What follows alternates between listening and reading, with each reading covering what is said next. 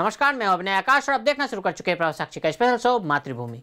ये एक साल पहले की बात है जब भारतीय नौसेना को अपने पहले स्वदेशी एयरक्राफ्ट कैरियर विक्रांत के साथ ही नया निशान मिला।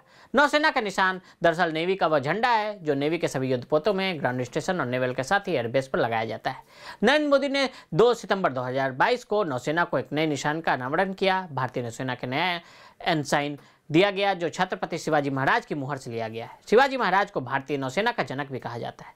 शक्तिशाली चोलों के बाद शिवाजी का नौसैनिक बेड़ा बहुत ही पावरफुल माना जाता था। ऐसे में आइए जानते हैं कि छत्रपति शिवाजी को राष्ट्रीय नौसेना का निर्माता क्यों कहा जाता है, वो भारतीय नौसेना के जनक कैसे हैं, जबकि हम जानते हैं कि चोलों के पास बड़ी से नौसेना थी। 27 साल की उम्र में ही कर दी शुरू नौसेना गतिविधियां। शिवाजी महाराज का जन्म 19 फरवरी 1630 को पुणे के पास स्थित शिवनेरी के दुर्ग में हुआ था। जब उनका जन्म हुआ तो मुगल साम्राज्य अपने शिखर पर था। औरंगजेब के शासनकाल में मुगलों ने अपने साम्राज्य का अच्छा खासा विस्तार किया। दक्कन में 4 बड़ी रियासतें थीं। पहले बीजेपुर की आदिलशाही की सल्तनत, दूसरा अहमदनगर की निजामशाही, तीसरा गोलकोंडा की कुतुबशाही और चौथा मराठा साम्राज्य। शिवाजी महाराज ने अपने राजनीतिक और सैन्य करियर की शुरुआत बहुत ही छोटी आयु में कर दी थी। 27-28 साल की उम्र में ही शिवाजी ने अपनी नौसेना गतिविधियां शुरू कर दी। अफजल खान बीजापुर की आदिल शाही हुकूमत का सबसे बड़ा लड़ाका था। अफजल खान युद्ध से पहले छल से शिवाजी महाराज की हत्या करना चाहता था। उसने शिवाजी महाराज को प्रतापगढ़ के पास मिलने का संदेश भेजा। शिवाजी महाराज और अफजल खान की मुलाकात प्रतापगढ़ के पास शमियाने में हुई। अफजल खान जैसे ही शिवाजी महाराज से गले मिला, उसने हाथ में बंधा चाकू शिवाजी की पीठ में घोंपने की कोशिश की। शिवाजी ने सतर्कता बरती और अफजल खान का पेट बाघ नख से चीर दिया। मुगल भी इसके बाद शिवाजी को एक बड़े खतरे के रूप में देखने लगे। औरंगजेब को शुरू से ही शिवाजी अपनी सल्तनत के लिए खतरा लगते थे। 1657 में औरंगजेब ने मराठा विद्रोह को कुचलने का फरमान दिया था। शिवाजी ने अपनी नौसेना गतिविधियां उसी वक्त उत्तरी मुंबई के ठाणे और भिवंडी इलाके से शुरू की थी।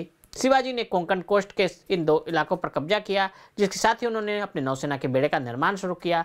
और उन्होंने शुरू में जहाज बनाने के उद्देश्य से पुर्तगालियों को काम पर रखा था, लेकिन उन्होंने स्थानीय मछुआरे और जनजातियों को भी इसमें शामिल किया और एक शक्तिशाली स्वदेशी नौसेना बनाने में सक्षम हुए।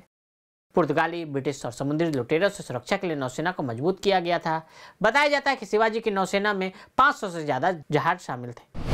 स्वराज्य और नौसेना का महत्व।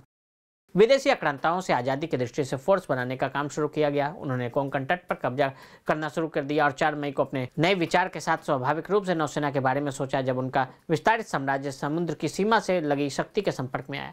नौसेना को प्रोत्साहन आर्थिक के बजाय राजनीतिक था। शुरुआत में कोंकण तट अंग्रेजी, पुर्तगाली और डचों से प्रभावित था। इन विदेशी शत्रुओं को रोकने और उन्हें अपनी मातृभूमि से उखाड़ फेंकने के लिए नौसेना आवश्यक थी। मराठा नौसेना के गठन का यही प्रत्यक्ष कारण भी था। जहाजों का निर्माण और संगठन।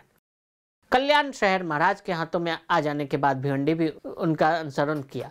ठाणे जिले के कुछ हिस्सों के साथ कल्याण उपमंडल उनके प्रभाव में आ गया। 1657 के तुरंत बाद 1659 के बीच शिवाजी महाराज ने कल्याण की खाड़ी में अपना पहला जहाज उतारा और यह मराठा नौसेना की प्रारंभिक शुरुआत थी।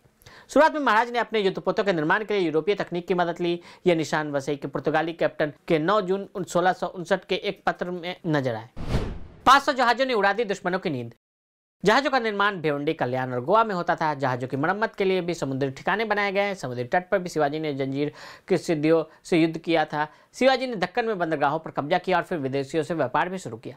मराठा से पहले चोलों ने भी नौसेना बनाई थी। शिवाजी महाराज ने 20 युद्धपोत बनाए थे। इसके अलावा शिवाजी के पास कुल 500 जहाज थे। उनकी 2 टुकड़ियों में कम से कम 200 जहाज हुआ करते थे।